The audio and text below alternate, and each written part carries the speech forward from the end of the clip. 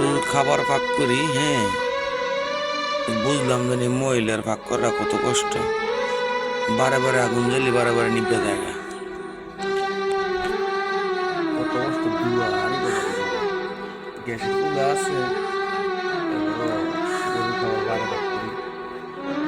আগুন জ্বল নিভে যায়, আবার চাই পালা ঘুরে চালাতাম, নিভবে ধোঁয়া, কত কষ্ট জানি গাইস, নিজে বুঝলাম। বেশিতে কাজে করি, হাত পাড়া কত কষ্ট নিজে বুঝতেছি।